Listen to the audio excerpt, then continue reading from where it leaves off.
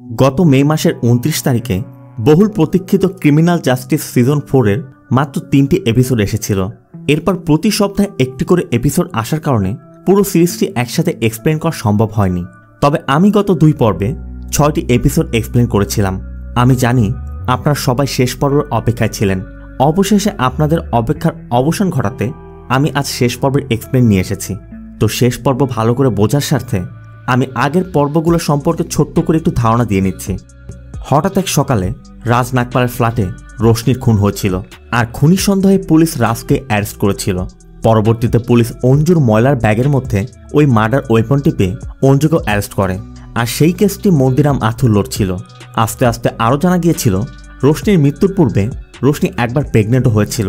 তবে সবার গোপনে রাজের মা গুরমিত রোশনিকে টাকা দিয়ে রোশনির অ্যাবর্শন করিয়েছিল।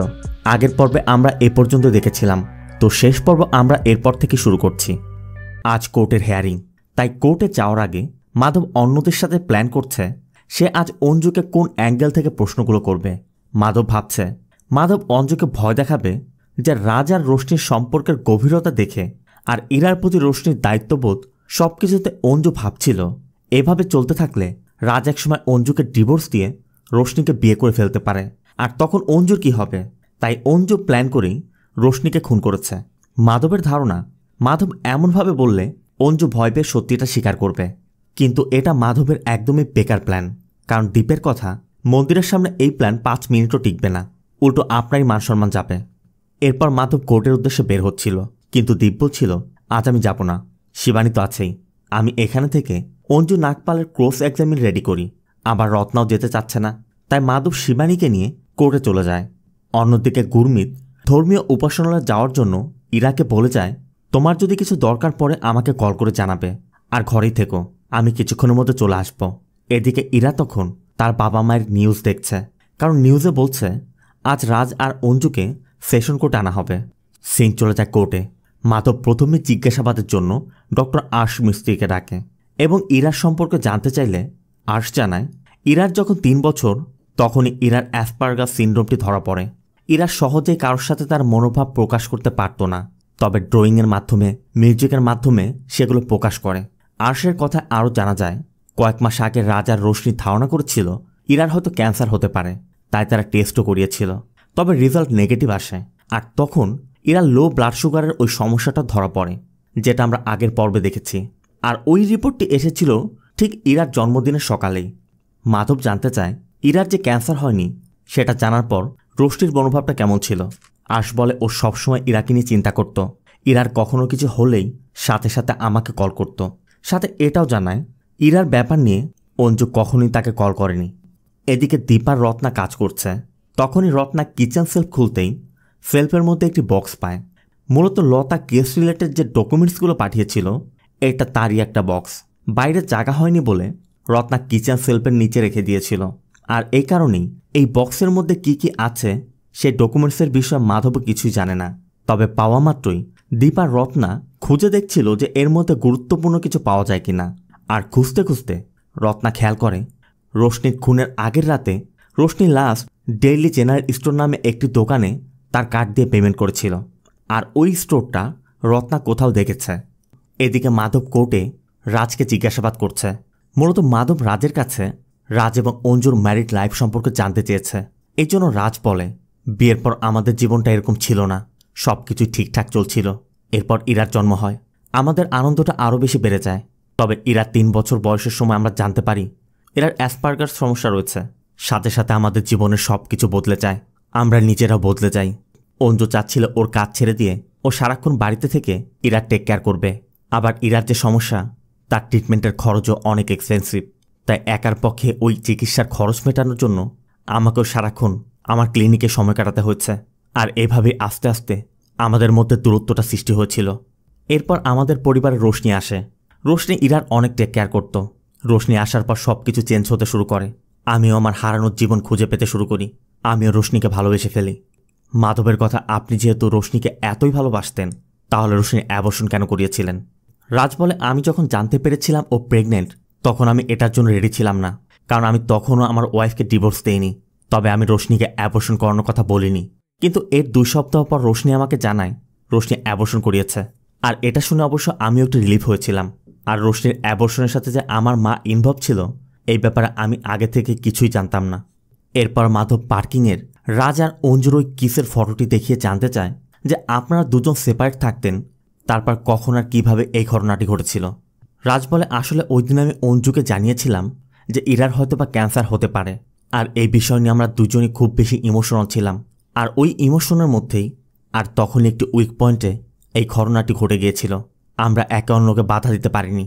তবে মাধবের কথা, আপনাদের ওই উইক পয়েন্ট আপনাদের জীবনের উপর কীভাবে প্রভাব ফেলেছিল? রাজ বলে তেমন কিছু না, তবে আমার মনে হচ্ছিল যে অঞ্জু ভাবছিল ও হয়তোবা আবার আমার জীবনে ফিরে আসতে পারে, আর এর জন্য হয়তোবা এরপর থেকে খুব ঘন ঘন আমাদের ঘরে আসতে শুরু করে। মাধব জানতে চায় পার্টির রাতে আপনি রোশনিকে রুমে নিয়ে গিয়েছিলেন, রুমের মধ্যে রোশনির সাথে আপনার কি কথা হয়েছিল? রাজের ভাষ্যমতে পার্টির দিন রাজ আর অঞ্জুর বিহেভিয়ার দেখে রোশনি বুঝতে পেরেছিল হয়তোবা রাজ আর অঞ্জুর মধ্যে কিছু একটা হচ্ছে, আর এই জন্যই রোশনি একটু উদ্ভট বিহেভ করছিল। আর রাজও যখন এটা বুঝতে পেরেছিল তখন রাজ রোশনিকে পার্কিং লটে ঘটে যাওয়া ওই ঘটনার কথা বলেছিল যে এটা আচমকা ঘটে গেছে, তবে এটা নিয়ে আর কোনো কিছুই হয়নি, ভবিষ্যতে হবেও না। কিন্তু রোশনি এটা মানতেই পারছিল না। রোশনি ভাবছিল রাজ রোশনির গোপনে আবার অঞ্জুর কাছে ফিরে যাওয়ার চেষ্টা করছে, আর এটা নিয়ে তর্কের এক পর্যায়ে রোশনি পার্টি থেকে চলে গিয়েছিল। মাধব জানতে চায় রোশনি চলে যাওয়ার পর তো অঞ্জু গিয়েছিল, অঞ্জুর সাথে আপনার কী কথা হয়েছিল? রাজ বলে আমার আর অঞ্জুর মধ্যে এটাই কথা হয়েছিল যে যেটা ঘটেছিল সেটা আমরা ভুলে যাব, আর অঞ্জু খুব তাড়াতাড়ি ওই অ্যাপার্টমেন্ট থেকে চলে যাবে। আর মাধবের জিজ্ঞাসাবাদের পর লেখা জিজ্ঞাসাবাদ করতে এসে বলে আপনার সাথে রোশনির ঝামেলার বিষয়ে আপনি পুলিশকে কেন বলেননি? অবশ্য রাজের কথা, আমি যদি তখন পুলিশকে বলতাম তাহলে পুলিশ আমার স্টেটমেন্টকে উল্টে পাল্টে আমার বিরুদ্ধে ব্যবহার করত, এজন্য কোর্টে এসে বলার অপেক্ষা করছিলাম। তবে লেখা বরাবরই বোঝাতে চাচ্ছে রাজের অঞ্জুর প্রতি দুর্বলতা ছিল, আর রাজ এবং অঞ্জু আবারও এক হওয়ার চেষ্টা করছিল। যখন রোশনি সবকিছু বুঝতে পেরেছিল তখন রোশনিকে সরাতেই রাজ প্ল্যান করে রোশনির খুনটি করেছে। অন্যদিকে দীপ আর রত্না ওই এভিডেন্সটি পাওয়া মাত্রই শিবানীকে কল করে, আর শিবানী কোর্ট থেকে বের হয়ে রিসিভ করলে তারা জানায় পার্টির রাতে রোশনি পার্টি থেকে বের হয়ে ডেইলি জেনারেল স্টোরে গিয়েছিল, সেখানে একটি ট্রানজ্যাকশন হয়েছে। আর ওই ডেইলি জেনারেল স্টোর যেখানে ঠিক তার অপোজিটেই কায়ামত বার, মানে এই সেই বার যেই বারে তারা রোশনির সাবেক বয়ফ্রেন্ড দিগ্বিজয়ের সাথে দেখা করতে গিয়েছিল। তার মানে এটা স্পষ্ট প্রমাণ হচ্ছে রোশনি পার্টির রাতে পার্টি থেকে বের হয়ে দিগ্বিজয়ের সাথে দেখা করেছে, আর এটা এখন বড় একটি এভিডেন্স। অবশ্য শিবানী কোর্টের মধ্যে প্রবেশ করে দেখে এতক্ষণে দিগ্বিজয়কে উইটনেস স্ট্যান্ডে নিয়ে আসা হয়েছে, তাই দীপকে ওই এভিডেন্স নিয়ে দ্রুত কোর্টে আসতে বলে। শিবানী মাধবকেও এই বিষয় চুপি চুপি জানিয়ে দেয়, আর এজন্য দীপ আর রত্না ওই এভিডেন্স নিয়ে যতক্ষণ না আসছে মাধব ততক্ষণ দিগ্বিজয়কে উল্টাপাল্টা প্রশ্ন করতে শুরু করে, মানে এমন সব প্রশ্ন করছে যার কেসের সাথে কোনো সম্পর্কই নেই। আর এটা সবাই বুঝতে পারছে মাধব শুধু শুধু কোর্টে সময় নষ্ট করছে, কারণ মাধবকে তো সময় নষ্ট করতে হবে। আর এভাবে কিছুক্ষণ চলার পর রত্নার দীপ ওই এভিডেন্স নিয়ে পৌঁছে যায়। এরপর মাধব ওই এভিডেন্সটি শো করিয়ে বলে রোশনির খুনের আগের রাতে, মানে পার্টির রাতে পার্টি থেকে বের হয়ে রোশনির শেষ যে দোকানটিতে গিয়েছিল তার ঠিক বিপরীত পাশে একটি বার রয়েছে, আর দিগ্বিজয় মাঝে মধ্যে ওই বারে যাতায়াত করে। তাই এই এভিডেন্স স্পষ্ট প্রমাণ করে দিচ্ছে রোশনি ওই রাতে শেষ দিগ্বিজয়ের সাথে দেখা করেছিল। আবার এদিকে লেখা যে ডকুমেন্টসগুলো দিয়েছিল সেই ডকুমেন্টস থেকেই এই এভিডেন্স পাওয়া গিয়েছে, তাই লেখাও আর কোনো আপত্তি করতে পারছে না। মাধব দিগ্বিজয়ের কাছে জানতে চায় রোশনি ওই রাতে আপনার সাথে দেখা করেছিল, আপনি লুকিয়েছেন কেন? আর মাধব কোর্টকে এটাও বলে পুলিশ যদি আজ সঠিকভাবে তদন্ত করত তাহলে এই বিষয়টা অনেক আগেই জানতে পারত। অবশ্য এরপর দিগ্বিজয় স্বীকার করে রোশনি ওই রাতে তার সাথে দেখা করতে ওই বারে এসেছিল। আর দিগ্বিজয় যেহেতু গরিব, বড়লোকের টাকার কাছে সে কিছুতে টিকতে পারত না, এই জন্য দিগ্বিজয় এই ব্যাপারটি গোপন রেখেছিল। আর ওই রাতে রোশনির আসার বিষয়ে দিগ্বিজয় জানায় রোশনির সাথে তার সম্পর্ক ছিল, রোশনি তাকে একটু হলেও ভালোবাসত। আর ওই রাতে রোশনি বুঝতে পেরেছিল রোশনি দিগ্বিজয়কে ছেড়ে রাজের কাছে গিয়ে ভুল করেছে, রাজের থেকে সে প্রতারিত হয়েছে। তাই রোশনির ওই সময় তার মনের কষ্টের কথাগুলো শেয়ার করার জন্য একজনের প্রয়োজন ছিল, সেজন্য রোশনি দিগ্বিজয়ের কাছে এসে সবকিছু খুলে বলেছিল। দিগ্বিজয় জানায় রোশনি পার্টির রাতে রাজকে অঞ্জুর সাথে ডিভোর্সের বিষয় নিয়ে কথা বলতে চাচ্ছিল, কিন্তু রাজ ওই বিষয়ে কথাই বলতে চাচ্ছিল না। আর রোশনি দিগ্বিজয়কে যেমনটা বলেছে, দিগ্বিজয়ের ভাষ্যমতে ওই রাতে রোশনি এই বিষয় নিয়ে যখন রাজের সাথে কথা বলছিল তখন রাজের বিহেভিয়ারটা একটু অন্যরকম ছিল। আর রোশনিও যেহেতু বুঝতে পারছিল রাজ আর অঞ্জুর মধ্যে আবারও সম্পর্ক জোড়া লাগছে, তখন রোশনিও সেটা ইঙ্গিত দিয়ে বারবার বোঝানোর চেষ্টা করছিল। তবে অঞ্জুর কথা তোলায় রাজ একসময় রেগে গিয়ে বলে ওঠে, আমার ওয়াইফকে নিয়ে কোনো কথা বলবে না। আর রাজের কথায় রোশনি তখন স্পষ্টই বোঝা যায় রোশনিকে রাজ শুধুমাত্র ব্যবহার করেছে, আর এই জন্য এতদিন অঞ্জুকে সে ডিভোর্স দেয়নি। আর ডিভোর্সের কথা বলার পরও বারবার সে এড়িয়ে যাচ্ছিল। আর এই ঝামেলার পরই রোশনি সেখান থেকে বের হয়ে গিয়েছিল। তবে রাজ পুরোপুরি এই বিষয়টি অস্বীকার করছে। রাজের কথা দিগ্বিজয় মিথ্যা বলছে। আর দিগ্বিজয় একটু তেরা টাইপের মানুষ। দিগ্বিজয় বারবার রাজকে দোষারোপ করছে আর আজে বাজে কথা বলে গালি দিচ্ছে। এই জন্য কোর্ট একসময় বাধ্য হয়ে কন্টেম্প্ট অব কোর্টের অপরাধে দিগ্বিজয়ের 2 দিনের কারাদণ্ড দেয়। আর এর মধ্য দিয়ে ওই দিনের কোর্টের অধিবেশন শেষ হয়। তবে মাধবের জন্য দিনটি ছিল একদমই বাজে একটা দিন, কারণ মাধব একরকম নিজের পায়ে নিজে কোড়াল মারল আর কি। মানে সে রাজকে বাঁচাতে চেয়েছিল, উল্টো রাজের বিরুদ্ধেই সবকিছু হচ্ছে। আর এটা মন্দিরা এবং লেখার জন্য প্লাস পয়েন্ট। আর এরপর অঞ্জুকে যখন কোর্ট থেকে নিয়ে যাওয়া হচ্ছিল, ঠিক তখনই অঞ্জু লক্ষ্য করে ইরা এসেছে। ইরা অঞ্জুকে দেখে এগিয়ে আসে। অঞ্জু তো পুরো অবাক, ইরা এখানে কি করছে। আবার ইরা জানায় ইরার দাদি এখানে আসেনি। ইরা মূলত রাজ আর অঞ্জুর কথা মনে পড়ছিল, তাই তাদেরকে দেখতেই ইরা এখানে এসেছে। মানে ওই নিউজে দেখে কিন্তু এসেছে। তবে অঞ্জু ইরাকে বলছিল, দেখো ইরা, তোমাকে এখনই এখান থেকে চলে যেতে হবে। ঠিক তখনই মাধব বের হওয়ার সময় অঞ্জু আর ইরাকে কথা বলতে দেখে ফেলে। অঞ্জু ইরাকে বলছিল, আমাদের সিক্রেটের কথা তোমার মনে আছে? তোমার মনে আছে তোমার কি করতে হবে? তাদের কথা আমরা এটাও বুঝতে পারি অঞ্জু আর ইরার মধ্যে কোনো একটি সিক্রেট বিষয় আছে, যেটা হয়তোবা অঞ্জু গোপন রাখার চেষ্টা করছে। এদিকে মাধব এখন বুঝতে পারছে না মাধব কোন অ্যাঙ্গেল থেকে তদন্তটা করবে, কারণ কোর্টে যা কিছু হয়েছে তাতে মাধব আর বেশিক্ষণ টিকতে পারবে বলে মনে হচ্ছে না। এরপর মাধব অফিসে যায় আর গিয়ে দেখে দীপ অফিসের মধ্যে পুরো একটি চার্ট বানিয়ে রেখেছে। মানে অঞ্জুকে ক্লোজ এক্সামিন করতে যা যা প্রয়োজন দীপ পুরো একটি ছক আঁকিয়েছে। আর এখানে দীপ এটাও জানায় পুলিশ যেদিন মার্ডার ওয়েপনটি পেয়েছিল ঠিক ওই দিনই অঞ্জু কমলাকে ঘুষ দিয়েছিল। এই জন্য দীপ চাচ্ছিল অঞ্জুকে ওই বিষয় নিয়ে জিজ্ঞাসাবাদ করতে, কারণ এখানে হয়তোবা কিছু লুকিয়ে আছে। এদিকে কোর্টে আজ হেয়ারিংয়ের দিন, এই জন্য কোর্টে যাওয়ার আগে প্রতিবারের মতো মাধব সবার সাথে প্ল্যান করছে, সবার মতামত নিচ্ছে। শিবানী বলছিল ঘটনার দিন কমলার চিৎকার শুনে যখন অঞ্জু সেই ঘরে এসেছিল তখন অঞ্জুর চুল ভেজা ছিল, তার মানে অঞ্জু শাওয়ার নিয়ে এসেছে। মাধবের কথা এটা কোনো বড় বিষয় না। আবার রত্না বলে পার্টির রাতে অঞ্জু এবং রাজ মিলে রোশনিকে পার্টি থেকে বের করে দিয়েছে। শিবানী বলে রাজ তার স্টেটমেন্টে বলেছে রাজ সকালে যখন তার ফোন চেক করেছিল সেখানে রোশনির কোনো মেসেজ ছিল না। আবার রাজ ভেবেছিল রোশনি হয়তোবা ইরাকে ওষুধ দিতে আসবে না।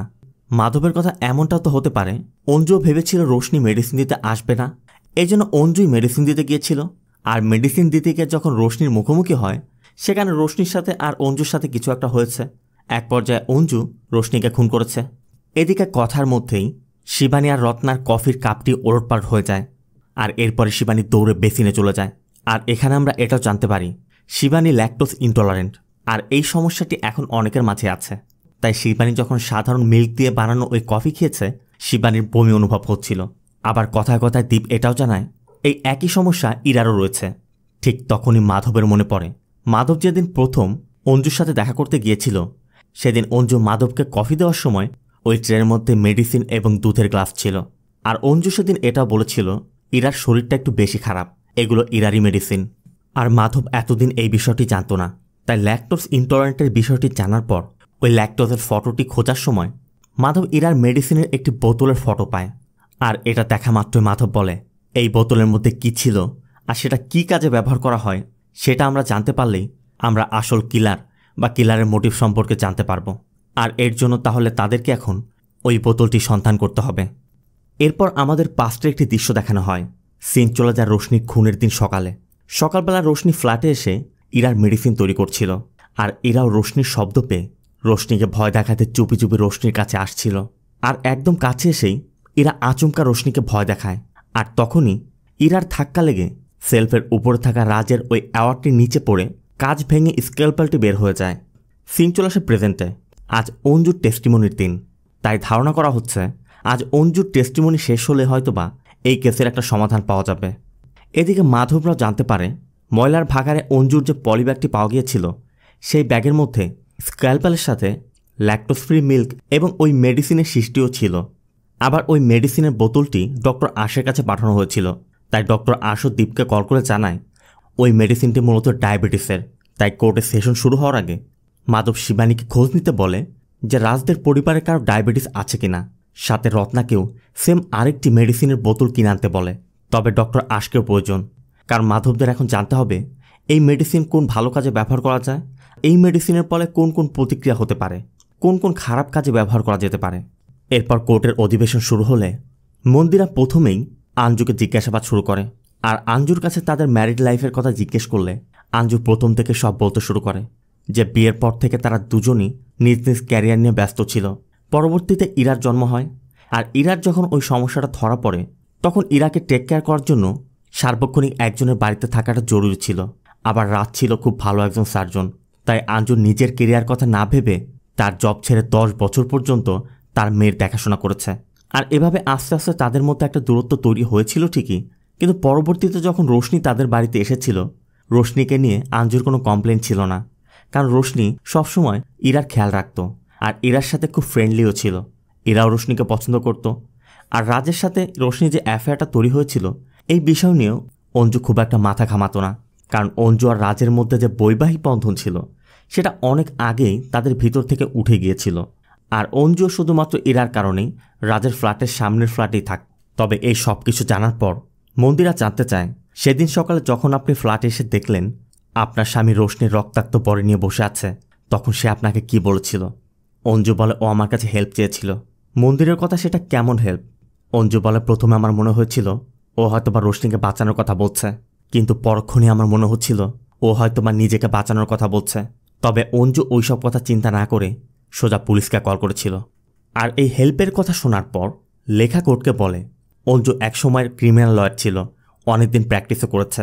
আর অঞ্জু ভালো করে জানে কোনো একটা মার্ডারের পর যদি মার্ডারের ওপর না পাওয়া যায় তাহলে যে প্রাইম সাসপেক্ট আছে তার 85% বের হওয়ার সুযোগ আছে। আর মার্ডার ওয়েপন যদি পাওয়াও যায় সেখানে যদি কোনো রকম ডিএনএ বা ফিঙ্গারপ্রিন্ট না পাওয়া যায় তাহলেও একই রকম হয়, মানে প্রাইম সাসপেক্ট ইজিলি বের হয়ে যেতে পারে। আর এখানে যেহেতু হেল্পের কথা বলা হয়েছে তাই লেখার কথা রাজ নিজের রোশনিকে খুন করেছিল। আর পরবর্তীতে যখন অঞ্জু এসেছিল তখন রাজ অঞ্জুকে নিজেকে বাঁচাতে বলেছিল। আর অঞ্জু রাজকে বাঁচানোর জন্য ওই স্কেলপেল থেকে ফিঙ্গারপ্রিন্ট মুছে তার ময়লার ব্যাগের মধ্যে করে ডাস্টবিনে ফেলে দিয়েছিল। তবে এ পর্যন্ত ঠিক ছিল।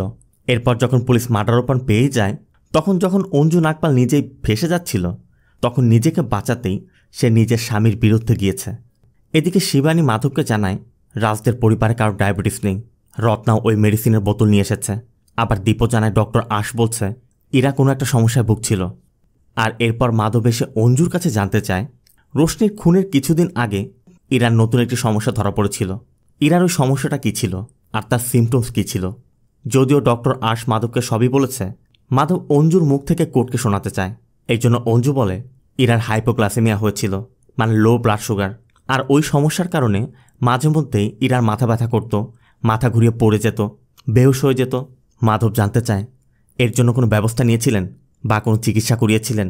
অঞ্জু বলে ডক্টর আশ বলেছিল কয়েকটা টেস্ট করাতে হবে, কিন্তু পরবর্তীতে আর করানো হয়নি, কারণ রোশনি মারা যাওয়ার 2-3 দিন পর থেকেই ইরা সুস্থ হয়ে গিয়েছিল, এর জন্য আর প্রয়োজন পড়েনি। মাধব এটাও জানতে চায় ইরার যখন সমস্যা ধরা পড়েছিল তখন ডক্টর আশ কোনো মেডিসিন প্রেসক্রাইব করেছিল। অঞ্জু বলে 2টি মেডিসিন দিয়েছিল, আর প্রতিদিন সকালে রোশনি ইরাকে ওই মেডিসিন দিত। ঠিক তখনই মাধব ওই মেডিসিনটি বের করে দেখিয়ে অঞ্জুর কাছে জানতে চায় এটা কি বলতে পারেন? অঞ্জু সোজা বলে দেয় আমি জানি না। মাধব কোর্টকে বলে এটা একটি ডায়াবেটিসের medicine, high blood sugar control করার জন্য ব্যবহার করা হয়। আর নাগপাল পরিবারের কারোরই ডায়াবেটিস নেই, তাহলে এই মেডিসিন ওই বাড়িতে কি করছিল? তবে ডক্টর আর্শ এর উত্তরটি দিয়েছে। ডক্টর আর্শের কথা এই ডায়াবেটিকের মেডিসিন যদি কোনো নন ডায়াবেটিক মানুষকে দেয়া হয়, বিশেষ করে ছোট বাচ্চাকে, তাহলে তার মধ্যে কিছু সিমটমস দেখা দেওয়ার কথা, যেমন মাথা ঘোরানো, মাথা ব্যথা বা হঠাৎ করে অজ্ঞান হয়ে যাওয়া। ঠিক যে সিমটমসগুলো ইরার মধ্যে দেখা দিচ্ছিল, তার মানে এটা এখন প্রমাণ হয়ে যাচ্ছে কেউ ইচ্ছা করে ইরাকে অসুস্থ করার চেষ্টা করছিল। আর এই মেডিসিনের বোতলটিও ওই ময়লার ব্যাগের মধ্যে পাওয়া গেছে যেখানে মার্ডার ওয়েপনটি পাওয়া গেছে। কিন্তু মার্ডার ওয়েপন খোঁজার নেশায় ওই সময় এই মেডিসিনের খোঁজ কেউই করেনি। মাধবের কথা এখানে ক্রাইম হয়েছে 2টি, একটি অনেক দিন যাবৎ ইরার সাথে করা হচ্ছিল আর অন্যটি রোশনির খুন।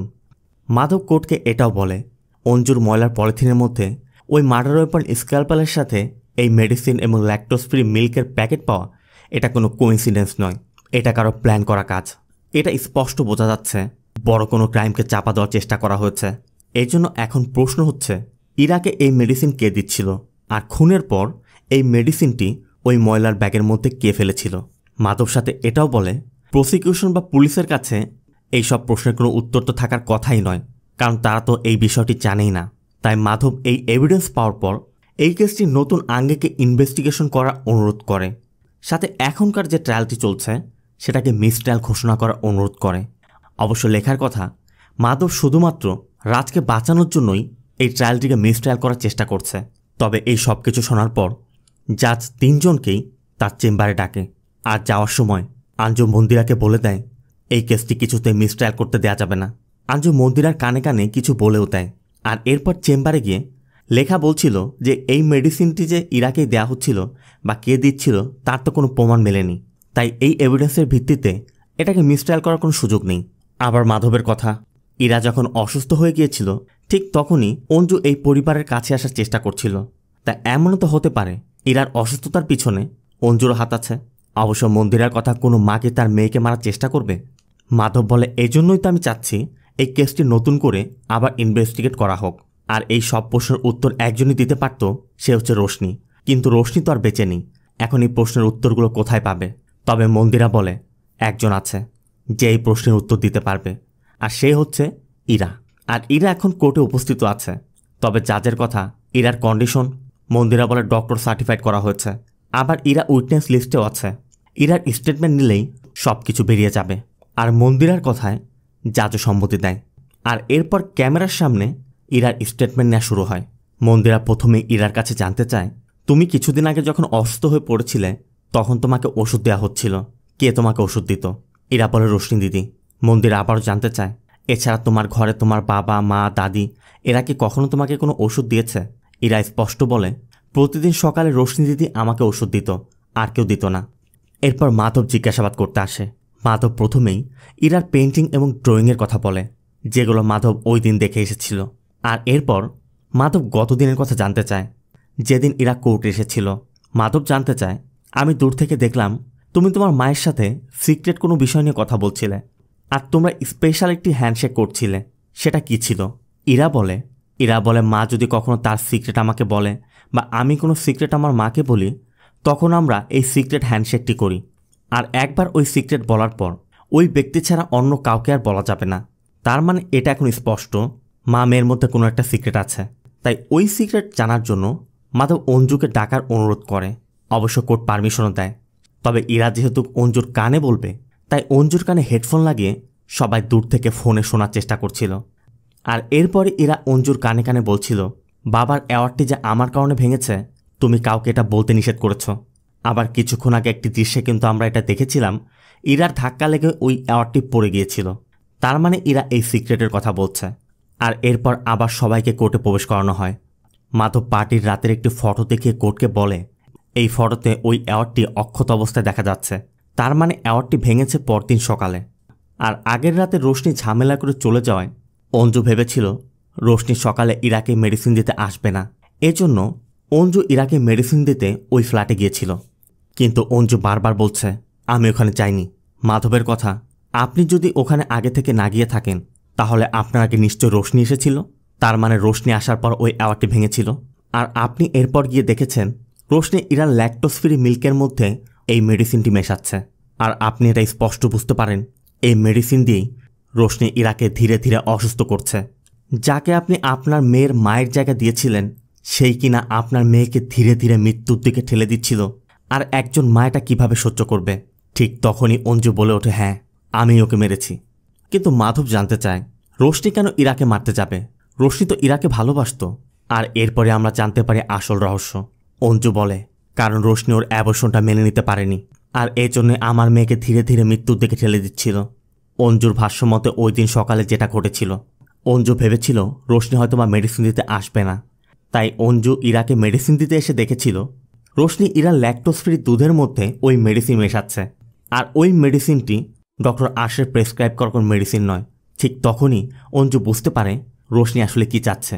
আর পাশেই ওই স্ক্যালপালটি পড়েছিল। সাথে সাথে রোশনি ওই স্ক্যালপালটি দিয়ে নিজেকে বাঁচানোর চেষ্টা করছিল। আর অঞ্জুর মেয়েকে মারতে চেষ্টা করছে, অঞ্জুই বা কীভাবে ছেড়ে দিবে? দুজনের মধ্যে ধস্তাধস্তি শুরু হয়। আর তখনই রোশনির কথায় অঞ্জু বুঝতে পারে রোশনিকে বাচ্চা নষ্ট করতে বাধ্য করা হয়েছিল। এর জন্যই মূলত ইরাকে ধীরে ধীরে সে মৃত্যুর দিকে ঠেলে দিচ্ছে। তবে দুজনের ধস্তাধস্তির মধ্যে হঠাৎ রোশনি পাশে থাকা একটি ফ্লাওয়ার ব্যাস নিয়ে অঞ্জুর হাতে আঘাত করা মাত্রই অঞ্জুর হাতে থাকা স্কালপালটি রোশনির গলায় লেগে যায়। আর এই পুরো ঘটনাটি ঘটেছিল একদমই আচমকা। মানে অঞ্জুর বিন্দুমাত্র ধারণা ছিল না কি ঘটেছে। সাথে সাথে রোশনির গলা দিয়ে রক্ত পড়তে শুরু করে। মাধব বলে, এরপর কি ঘটেছে আমি বলছি। আপনি রোশনিকে ওই অবস্থায় ফেলে নিজের ফ্ল্যাটে গিয়ে নিজের শরীরে রক্ত পরিষ্কার করেছেন। এরপর কমলার আসার অপেক্ষা করছিলেন।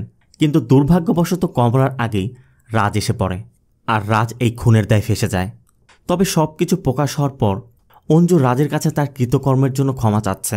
কোর্টও সব কিছু জানার পর ডক্টর রাজ নাগপালকে মুক্তি দিয়ে দেয়। আর অঞ্জুর রায় ঘোষণার জন্য নতুন একটি তারিখ, নতুন একটি ডেটও দেয়। আর এর মধ্য দিয়ে মাধব তার কেসটি জিতে গেল।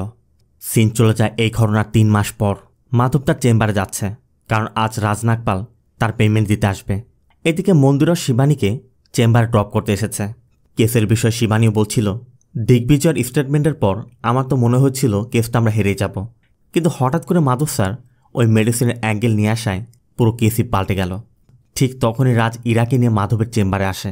আর দূর থেকে ইরাকে দেখে মন্দিরা বলে ওঠে, বোতলের অ্যাঙ্গেল নয়, সব কিছু এই মেয়েটাই চেঞ্জ করেছে। আর মন্দিরা এখানে শিবানীকে এটাও বলে, জাজ যখন তাদের 3 জনকে চেম্বারে ডেকেছিল তখন অঞ্জু মন্দিরাকে বলেছিল, কিছুতেই কেসটি মিসট্রায়াল হতে দেয়া যাবে না, আপনি দ্রুত ইরাকে কাঠগড়ায় ডাকুন। আর অঞ্জুর কথায় মন্দিরা মনে করেছিল ইরাকে ডাকলে হয়তোবা তাদের জন্য সুবিধা হবে। কিন্তু পরবর্তীতে অঞ্জুর কথা মতো মন্দিরা যখন ইরাকে ডাকে আর ইরার স্টেটমেন্টের পর মন্দিরা স্পষ্টই বুঝতে পারে ইরাকে ডাকার কারণেই সে তার কেসটি হেরেছে। তবে অঞ্জু জেনে বুঝে কেন ইরাকে ডাকতে বলল আর জেনে বুঝেই কেন কেসটি হারালো এটাই মন্দিরা বুঝতে পারছে না। এদিকে রাজ মাধবের সাথে কথা বলে পেমেন্ট হিসেবে মাধবকে একটি চেক দেয়। আর রাজ এটাও জানায় এখন থেকে রাজ আর প্র্যাকটিস করবে না, কারণ ওই ঘটনার পর রাজ এখন স্কেলপাল ধরতেই ভয় পাচ্ছে। আবার ইরা বলছিল বাবা মায়ের কাছে যাবে না। মাধব জানতে চায়, আপনারা অঞ্জুজিকে দেখতে যাচ্ছেন? রাজ বলে অঞ্জুর 4th স্টেজ ক্যান্সার ধরা পড়েছে। আর রিসেন্টলি রাজ সেটা জানতে পেরে কোর্টে আবেদন দিয়ে অঞ্জুকে তার হসপিটালে অ্যাডমিট করিয়েছে। অঞ্জুর হাতে খুব বেশি সময় নেই, তাই ইরা আর রাজ অঞ্জুর সাথে দেখা করতে যাচ্ছে। এরপরে রাজ ইরাকে নিয়ে বেরিয়ে যায়। তবে অঞ্জুর 4th স্টেজ ক্যান্সারের কথা জানার পরই মাধব একটু গভীর চিন্তায় পড়ে যায়, কারণ মাধবের কিছু একটা উলটপালট মনে হচ্ছে। মাধব শুরু থেকে সব কিছু আবার রিমাইন্ড করে আর এরপরই হসপিটালে গিয়ে অঞ্জুর সাথে দেখা করে। মাধব অঞ্জুকে বলে, আমি ভেবেছিলাম আমার সামনে 2 জন উকিল দাঁড়িয়ে আছে, তাদের সাথে লড়াই করে আমি কেস জিতেছি, কিন্তু আমার অজান্তেই যে আমাকে কেউ সাপোর্ট করেছে সেটা আমি বুঝতে পারিনি। মানে মাধব এখন বুঝতে পেরেছে অঞ্জু মাধবের অজান্তেই মাধবকে সাপোর্ট করে কেসটি জিতিয়েছে।